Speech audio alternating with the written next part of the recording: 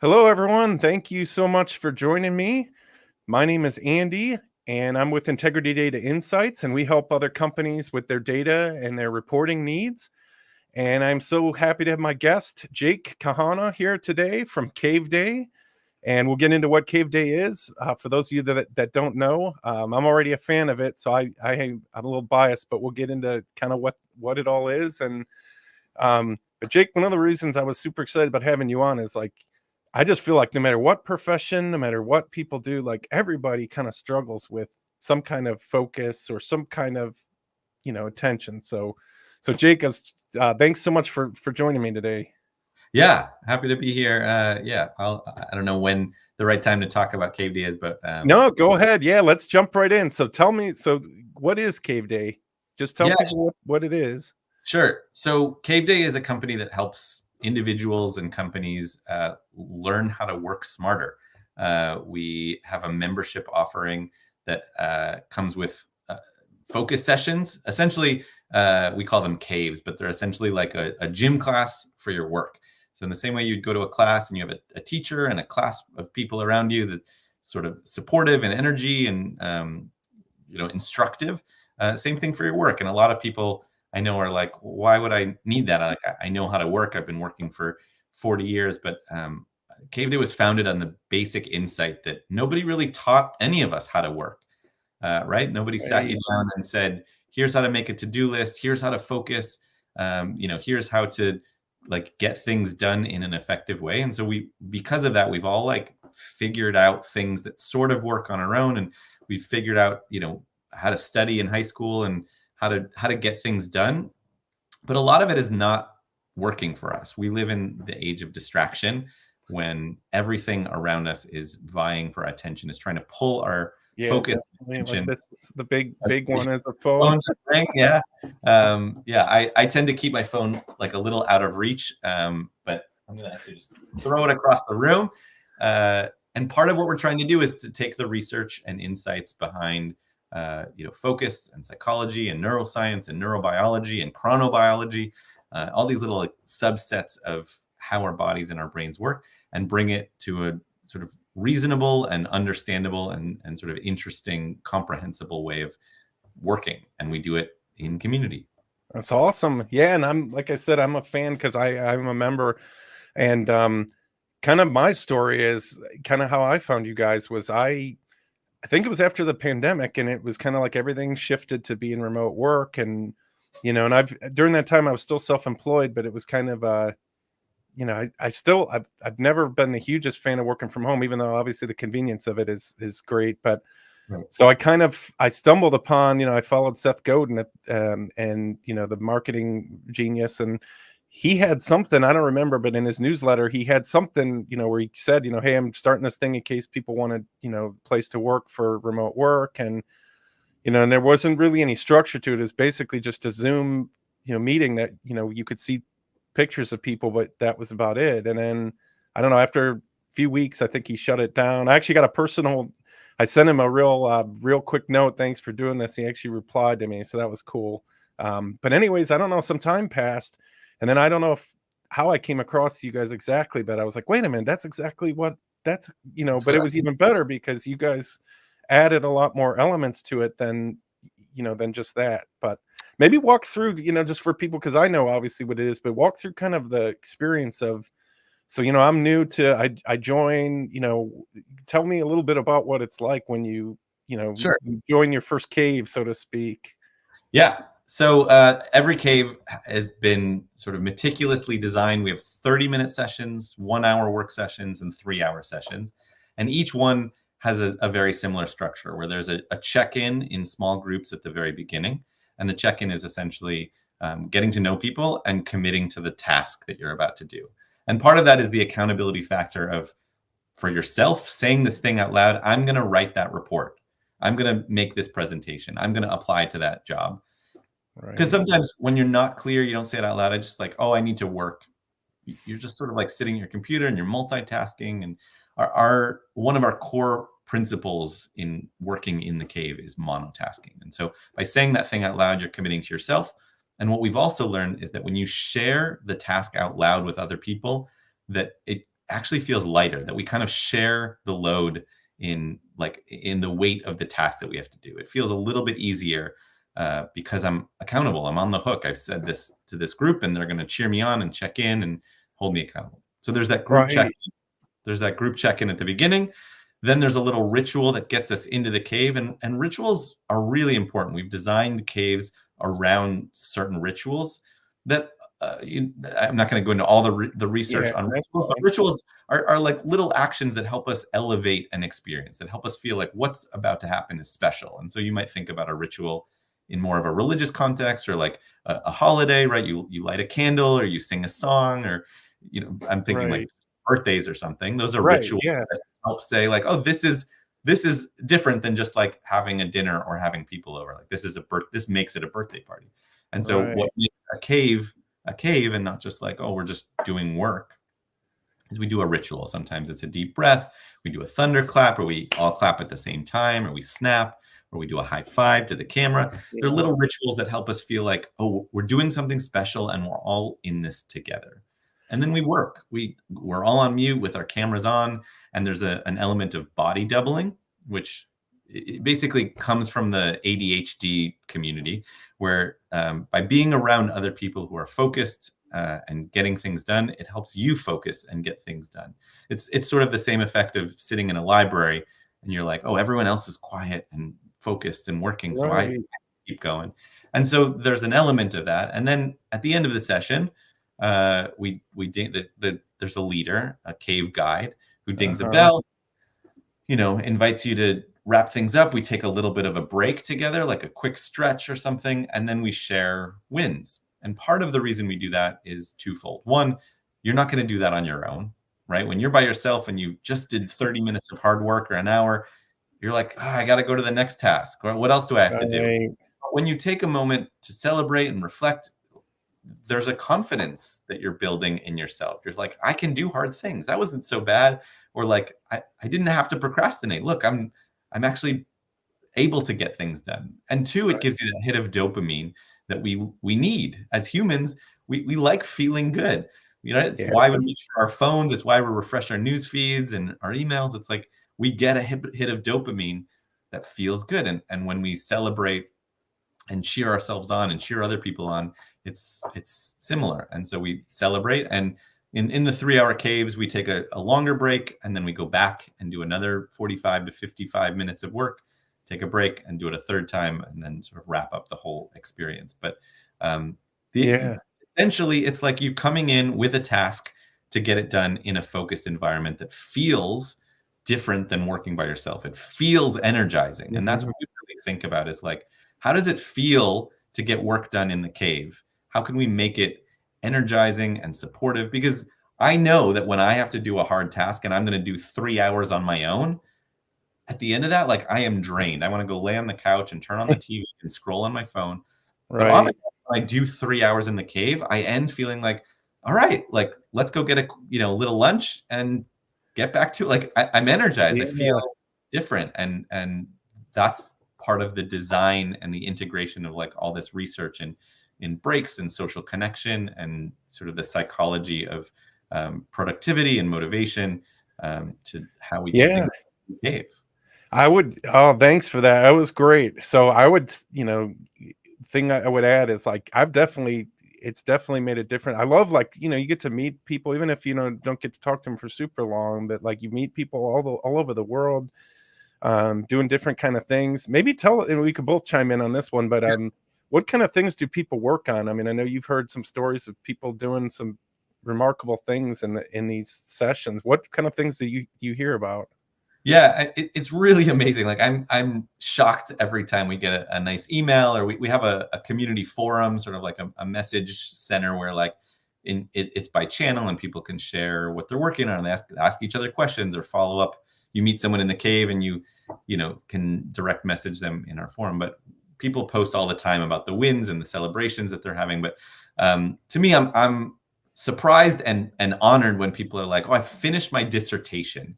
Right? I've been working on this for 3, 4, 5 years, and finally in the last 6 months, I was able to get it done. Like, that's a big one. People write books. There are lots of like career transitions. I have a job, and in the like 1 to 3 hours that I can commit to like building up my coaching practice, or starting my website and my Etsy store, I'm able to like build this practice up on the side because I'm so focused at this thing that like it's not like, oh my God, it's a second job. It's like I have my job, and then like 3 hours a day or a couple times a week in the Yeah. cave, I'm focused, I'm monotasking. I started my Etsy store, I built my website, I launched my side business that now is actually my full business because Caveday's helped me with that career transition. And obviously there's a lot of like day-to-day work, people, putting together the curriculum for the class that they have to teach, or building a workshop and launching it as part of their business. People just getting research done, sort of everyday work. I think what we say is like anyone that needs focused time to get their work done is welcome and gets the most out of Caveday. It tends to be a Yeah. lot. I'll say like sort of creative people, but I think it's even evolved from that. It used to be a lot of like, writers and freelancers and designers and coders, and it's actually moved into like people that identify that they need support and community and a little structure to their day. It's like, Oh when you have yeah. a day you work from home, you're like, oh my God, I should start work at 9:30. It's 9:34. I'll just wait till 10 o'clock. You're like, oh, like I signed up for the 9:30 cave. I have that commitment. I need some structure to my day. Caveday is really great for the people that feel overwhelmed, chaotic, unstructured, alone, to like come do this with other Yeah. people at these times. Yeah, I've met some. I'm trying to think, you covered a lot of them, but I know like one person I know does audiobook, like reads audiobooks. That's really cool. You see the one person I've seen in there, just make sales calls or whatever. So you'll see the person on the phone. I mean, Yeah. it just makes you feel better about, I don't know, just being there. It's being part of the community is Yeah. awesome. What's great about having your cameras on and sort of being in these larger groups is that you get to see the diversity of like, we're all so interesting, doing such great, interesting work. Like there's a lot of artists that'll come. I've seen people, throw pottery, like put their camera on, Wow. like on a wheel, right? Or bead, or like illustrate, like the practice instruments. Like it's just so interesting.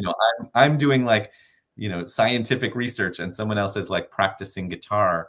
It's really special to feel like we're all doing this together. We're all helping each other.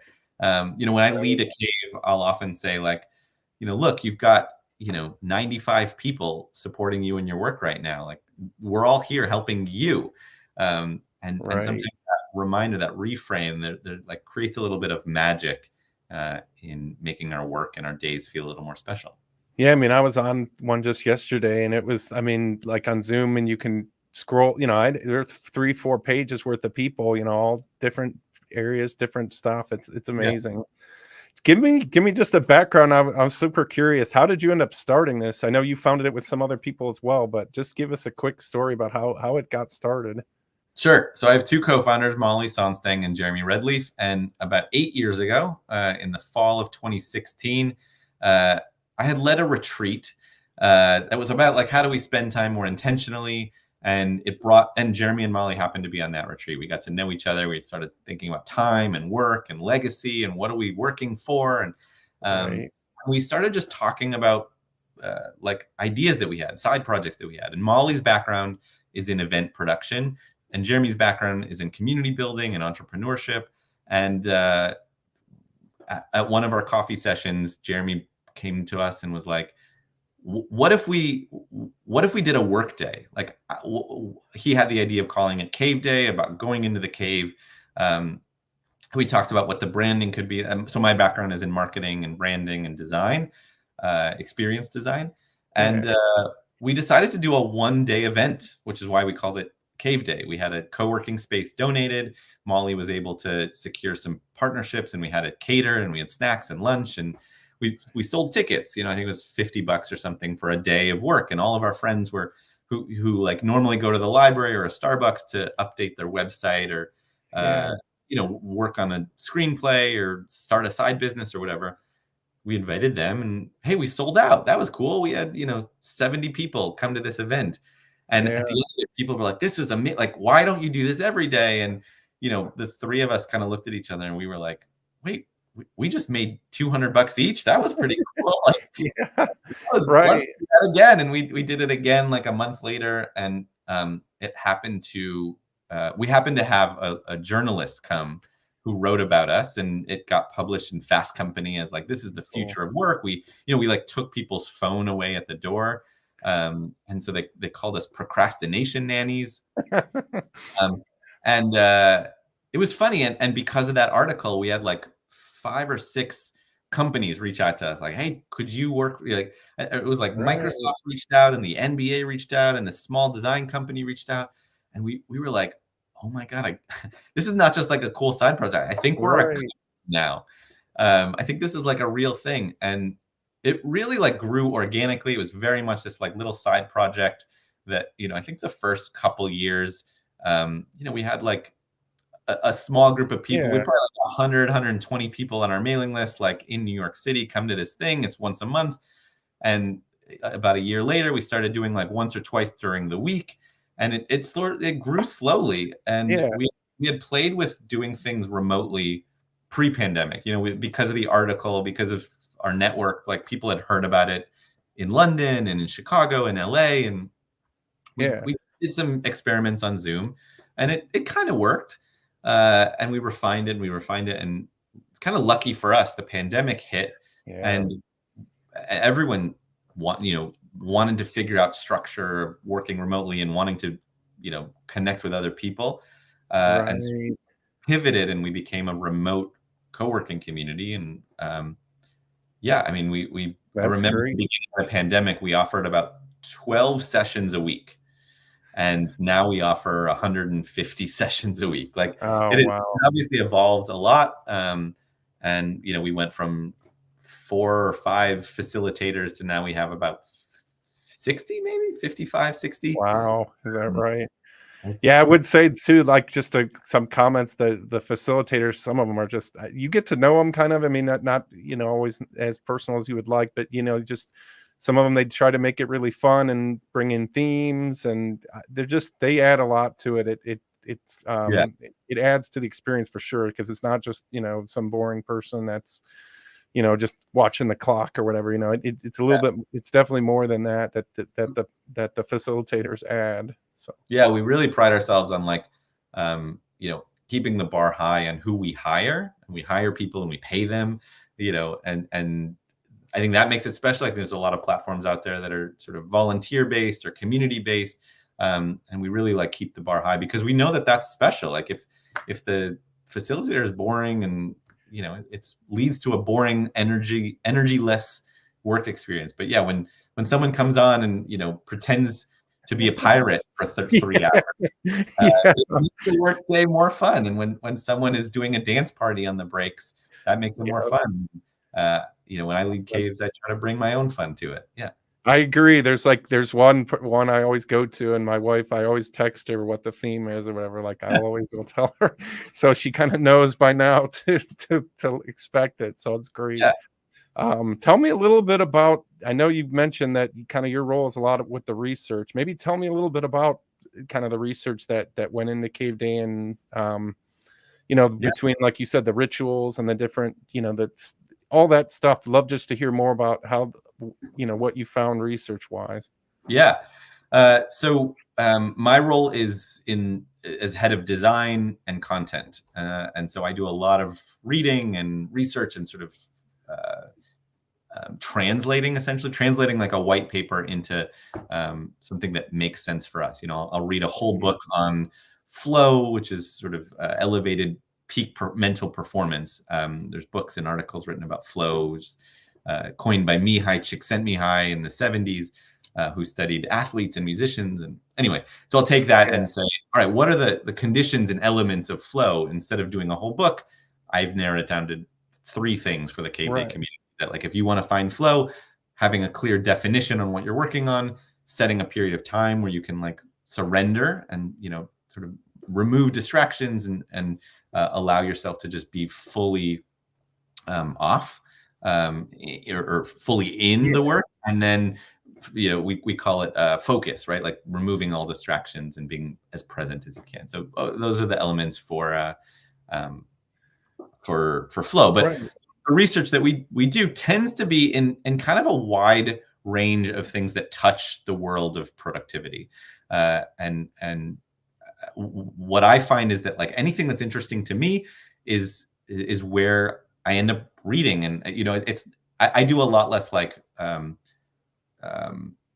sort of thinking about like what should we do, and just like, hey, I'm interested right now in sort of our nervous system. Like I'm often feeling like with the way that the world is and the election and Right. politics and war, like I'm just like feel like constantly on edge. Let me read about how nervous systems get regulated, and then I'll bring some of that research into a blog post or a newsletter, or we do some light training throughout the year for our cave guides to think about like, okay, how does breathing affect our work? How can we think about Yeah. nervous system regulation in terms of like, those old stress balls? Oh yeah. Yep. Like it feels like that's kind of, when you're stressed, you squeeze it. But actually there's science behind like when there's tension and then you sort of slowly release, actually that helps regulate your nervous system. And so maybe we don't do a stress ball, but what we do maybe on a break is like, I'm going to squeeze, let's do a stretch together where I'm going to squeeze Yeah. trapezius muscles, my shoulders, and then like slowly release. Yeah. Like that kind of thing helps our work because we're regulating our nervous system. So I've done research Yeah. from sleep to chronobiology, and chronobiology being like circadian rhythms, and are you a morning person, are you a night person? There's all kinds of like research on like how that affects how you should plan your day. Lots of research went into like rituals, and actually one of the more interesting things, we did a lot of research in going into the first cave and designing that first experience. And we did a lot of research specifically around transformational experiences. And specifically, a lot of this comes from a woman named Ida Benedetto, who did a whole dissertation on transformational experiences. And her research was around like outdoor adventure experiences, funerals and death rituals, and sex parties. And the interesting thing is that like when I think about transformational experiences, we talk about like the rules in here are different than the rules out there. That when I'm part of this experience, like we've created a space where the rules are different. And so how can we create a cave that feels like that, where like the rules here, when I tell you to put your phone away, turn off notifications, monotask, those are different rules than what you're maybe used to or normalized in an office. And so how, like the research in like, how do we get people to do that? Well, there's sort of a clear leader, a level of comfort, clear rules and expectations. Rituals are a big part of this, that there's a time limit, we're not going to do this forever, that there's a start and an end, and we're going to sort of bookend the experience. Anyway, there's a lot of different research that goes into like, how do we design an experience that feels special, focused, like actually feels good in your body. And so, a wide range from like just straight on productivity, how do we make to-do lists, how does our brain process tasks, to, how does our body wake up, how do we connect to other people, what's going to distract us, and how do we stay focused. Right. So like, I know, like, a lot of people struggle with ADHD. I'm pretty sure I have it. I'm on diagnosis of now. I'm kind of working on that, but my daughter got diagnosed like 6 months ago or so. Okay. And it's been, just learning a lot about it. I'm guessing, I'm not alone with people that have that have ADHD that use the cave. Tell me maybe a little bit more about that. Is there anything specific for that kind of diagnosis or that kind of thing that the cave helps with? Yeah, so a lot of the structure that we've already built in tends to help people with ADHD. I think the idea of like I mentioned, body doubling. So body doubling in terms of just like the work itself, you're around other people. There's a level of accountability. There's a clarity in like what you're working on. Like you know what I mean? Like when you say it out loud, sometimes that commitment can help with executive function. There's Yeah, the that idea. makes sense because like when I was like I've always told people even before this, like when I would go into an office to work, like even if the people weren't doing what I was doing, it helped. So that makes sense then if that's the case, because that's almost exactly what you're describing, I think. Yeah. I think when it comes to like ADHD and people with sort of maybe not even diagnosed, but like have trouble with executive function, they have a problem specifically with things like task initiation, right? Getting things started and with Right. attention regulation. How can they sort of be aware when their mind wanders and bring their attention back to what they were supposed to be doing, with like the short-term working memory, with like what was I just doing, and you know, Mhm. you get like sort of shiny object syndrome. You get sort of Right. like Yeah, definitely get that. uh, and so the things that we try to do at Caveday in terms of, you know, giving you when you book a session, we send you a reminder, we send you the link that you have to show up now. There's less, we're trying to create less friction to take action, meaning all you have to do, you know, one click and you join the cave. When you're in the cave, just we're going to tell you what to do. What's the one thing that you have to do right now? We're Right. creating the space for you to sort of just do the Yeah. work. And I think that that helps a lot of people. I love Um, that too. Like I think I tell myself like when I go to the three sprint ones, like it's kind of like even if the first one maybe you didn't do as great as you would hoped, like you get fresh start. The second one starting, and then the third, and kind of that ability to kind of reset. I think or like I really love just the structure of it. It gives me just enough structure that keeps me on track. yeah, Um, we have a lot of research and specific like sort of sort of like a structure around how this helps with ADHD. If you go to caveday.org/ADHD, there's lots of information and research about how we're trying to tackle some of the challenges that people with ADHD face. Oh, perfect. Yeah, and we'll put that in the comments also. That's awesome. So maybe obviously not everybody has ADHD, but most people have some kind of thing with focus and um, you know, any kind of tips in general that you kind of can give, just a few tips that you could share that might be helping anybody that's kind of suffering with some kind of focus problems. Yeah, I would say this is everyone. We live in the age of distraction, right? Our phones, the software on our phones and our computers are designed to do things that trigger us to like catch our attention, hold it, pull it away for as long as possible, you know? Right. And so what's interesting to think about is how can we actually use technology to our advantage? I think my quick advice would be, put your phone out of reach, out of sight. Like close the tabs that you don't need, close your email, schedule email, 2 or 3 times a day for 10 Hmm. minutes instead of having it open all day and refreshing it and all the time. But thinking about how can we use the technology that is meant to capture our attention against itself and actually work for us? How can we use Okay.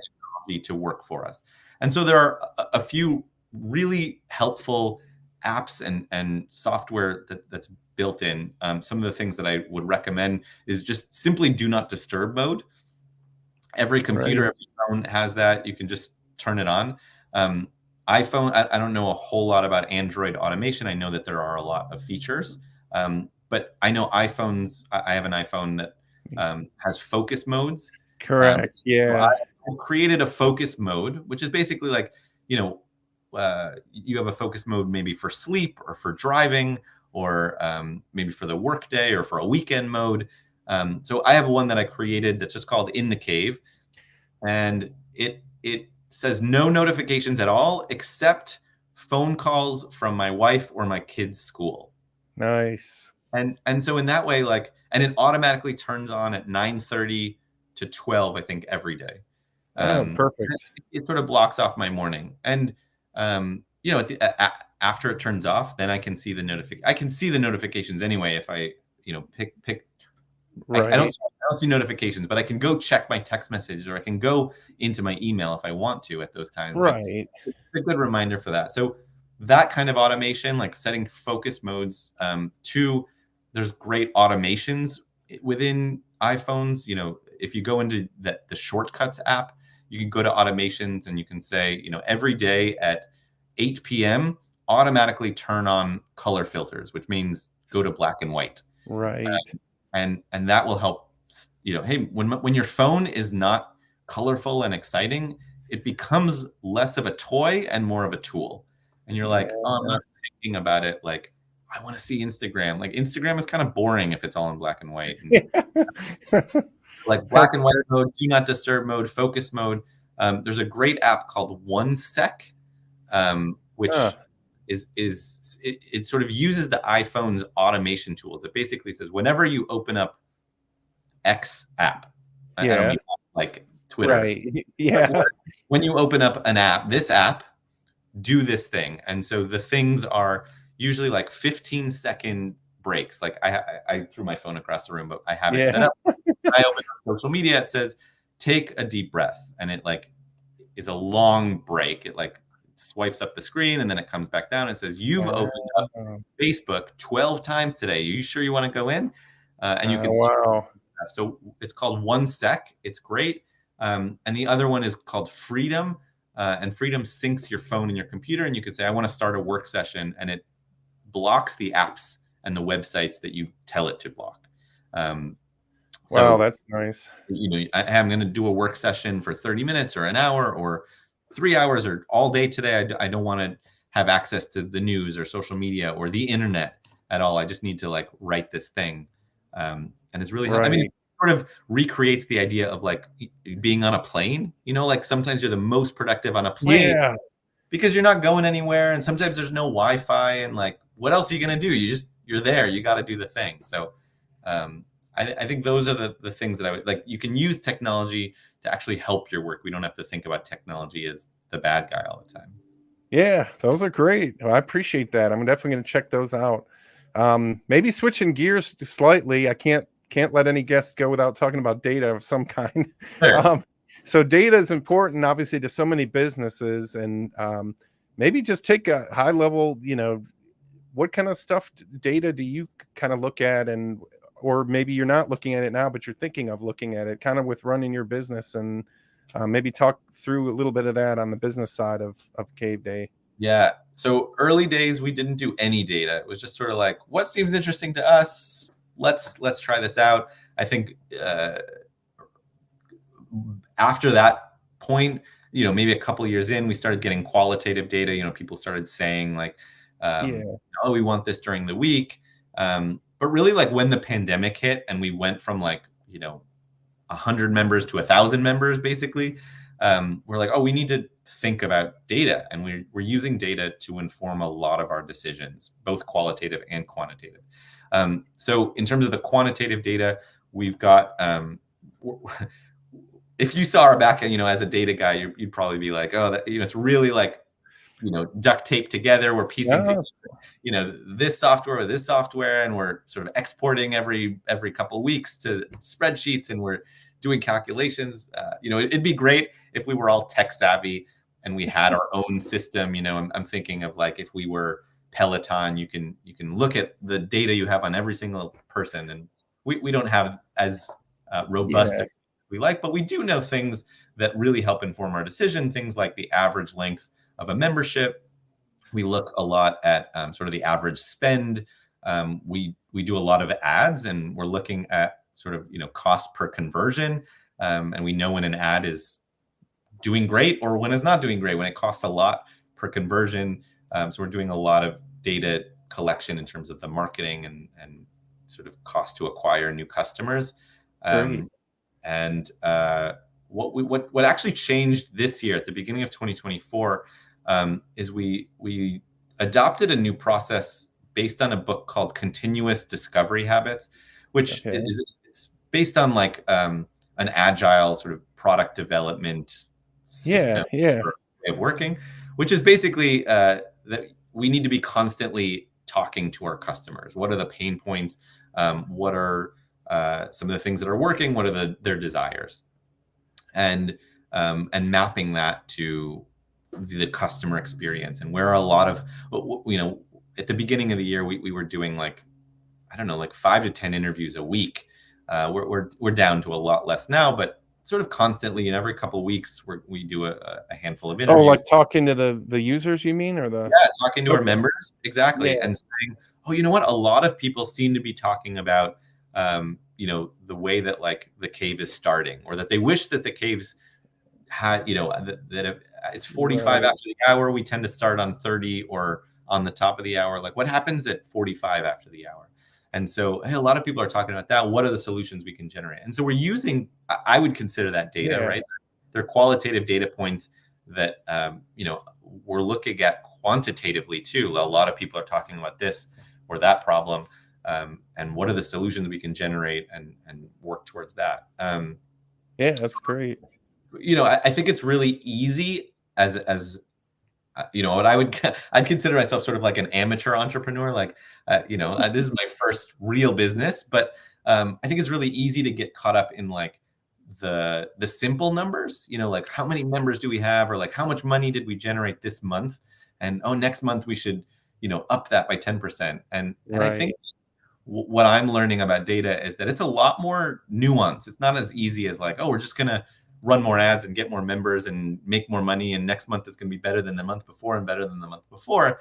That Right. actually that like when you think about data over time, for I don't know, maybe this is obvious to you in your business, like you see bigger trends. We're noticing that like, hey, there's the people that like come to Caveday for like just try it out, and it's not for them, which is fine. Mhm. There's the people that like come for a project, and there's like a 6-month window or so, or a lot of people drop off. And then there are the people that like, I'm coming every day no matter what. And we've got a lot of people that have been at Caveday for 5, 6, 7 years. And sometimes it's Right. hard to see that in the short term, that like, there's only that a lot of people are like coming and going. Oh, we've got Right. X number of members, but actually when you start to think about it as like, oh, they're netting out in these 3 groups, the the Yeah. taste testers, the people that come for a project, and then the people that just like totally buy in and feel belonging in the group. Oh, well, how can we market or talk to or sort of like think about those groups differently, when we're trying to launch Yeah. a course or something? Hey, the people coming for a 2-week trial are not going to love the course. The people that know us and love us and sort of come to all of our events are going to want to buy a new course. Or when we're thinking about, Right. if we want to do an offsite, like a retreat next year, who's going to come to that? It's this. So Yeah. anyway, that like Yeah, we it do. kind of helps you, like, I mean, it sounds like, I mean, it's like, that's great. I mean, if you know the customers and you kind of know, like, this doesn't make sense to, invite this person to something that's not going to be relevant. That's, yeah, that's, I mean, I think everybody's on a journey with their data. You're never quite done, and you're always kind of exploring it, and you're never, and not everything makes sense to fully automate either. You kind of have to take it as you go. And once you get the process going and you're thinking, hey, that works really well, then maybe you think about automating it or spending time to make it more efficient. But you kind of just have to kind of do it the old school old Yeah, school way, I think, at first, to see what works. And because otherwise you could end up spending a lot of time and money automating something that isn't, you know totally. adding any value. So um yeah, well, that's great. Let me see. Do you any other lessons you want to share, just kind of running the business, things that, other business leaders, business owners, anything you've learned kind of along the way as far as just the business side of things, or working with your other partners, that has been helpful to share? Yeah, a couple of things come to mind. I think like one, uh, like things take time. Like I think it's easy to say like, oh, Caveday is a success, and in a lot of ways I think it is. It for the last 3 years it's been my full-time work, as well as my 2 co-founders. Like what a Yeah. dream to be able to like start a Uh-huh. business, work with your friends, and let it run. But really, like, you know the pandemic was this freak thing that really helped our business, and like it doesn't always happen that way. That even now, as we're starting to Right. think about like how do we take the business to the next level, there's not going to be another pandemic. In fact, sort of the opposite, things are changing. And so we're really thinking about this as a long game. We're starting to like um, you know like weigh and navigate like personal goals with professional goals. Like we all have families. Like, how do Right. we, our families, need to make a certain amount of money or need us to make a certain, right?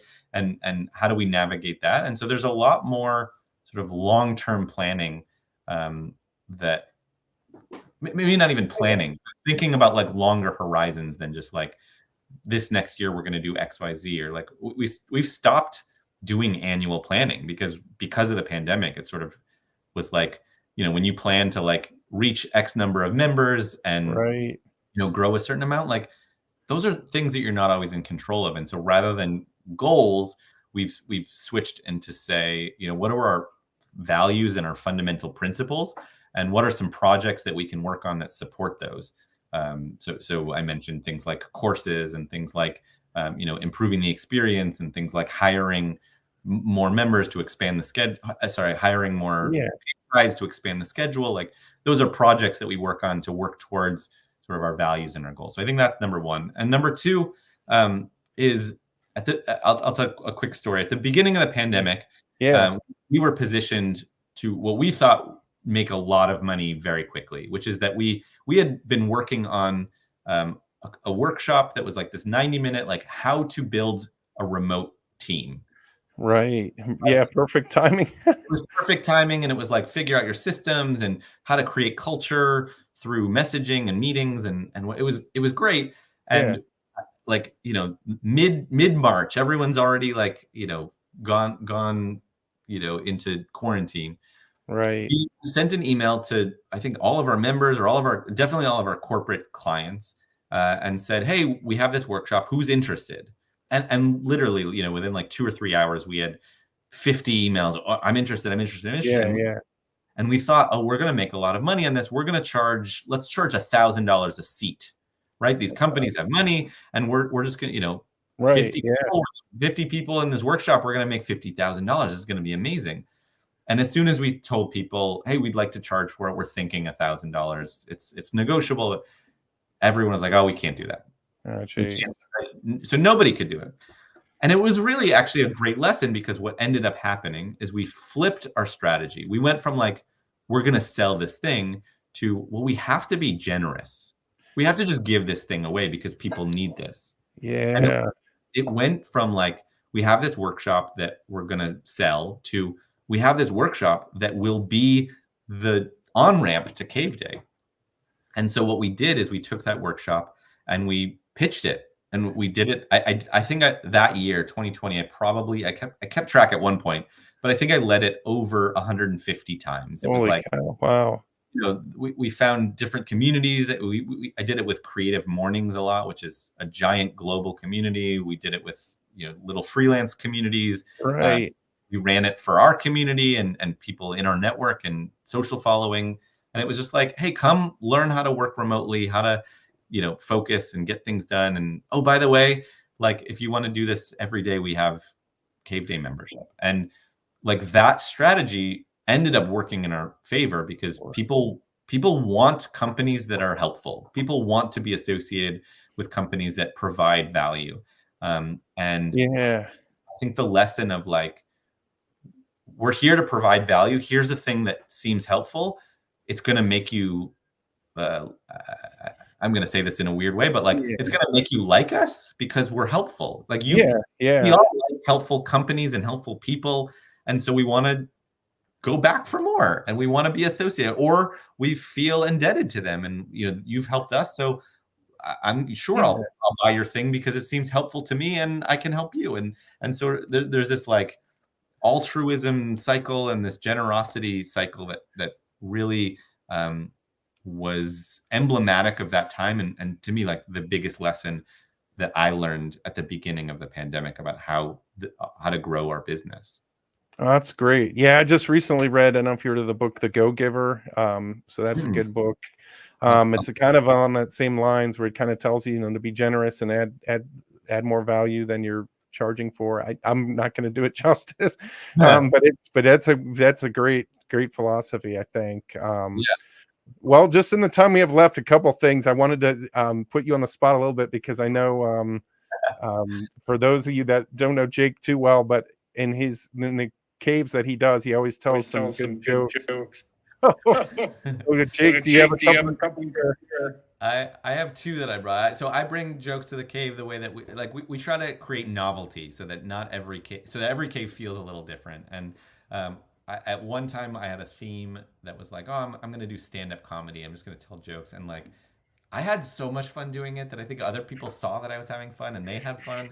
Like I purposefully tell bad jokes, and part of it is like being a dad. Like I'm a dad, and like I don't know, dad jokes are not good. But and two is like I sort of besides it being like fun to bring to our work, it was also like this is how we approach our work. Like it's a bad joke. Work is not always fun, but you can either sort of roll your eyes and groan and be like, oh, this is stupid. Or, all right, I'm going to laugh and sort of chuck. Like, I'm going to smile. Like, this is okay. So, allow me to tell two. Yeah, please. The first one is really dumb, but it's, hey, Andy, I know this is a long shot, but do you know what a three-pointer is?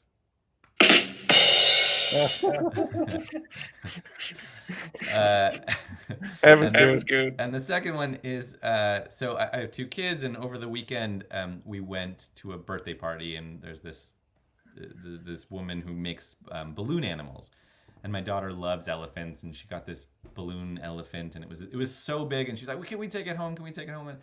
And I'm like, there's no room. It's the giant balloon elephant. And so in order to get it in the car, I had to pop the trunk. I love it. It's a dumb joke, but yeah, those are my two jokes for today. Oh, thanks. Well, thanks for sharing, Jake. I love. I mean, I'm a firm believer, and you gotta, you have to have fun in what you do, and yeah, we work hard, but you also want to play hard and not take it all seriously. I think that adds. There's all kinds of research too with laughing and how that helps you. So, but thanks so much, Jake, for joining us. Maybe tell everybody. I know we're going to put a couple offers in the comments, but just tell people maybe what's the best way to get a hold of you or learn more about Caveday if they want to learn more. Sure. So they can email me directly at jake@caveday.org. If you're interested in trying out Caveday, we offer, I believe the current offer is a 2-week trial if you just go to caveday.org. If you're ready to sign up, if you go to caveday.org/offer, you can get 3 months for only $40, basically 3 months for the price of 1 month.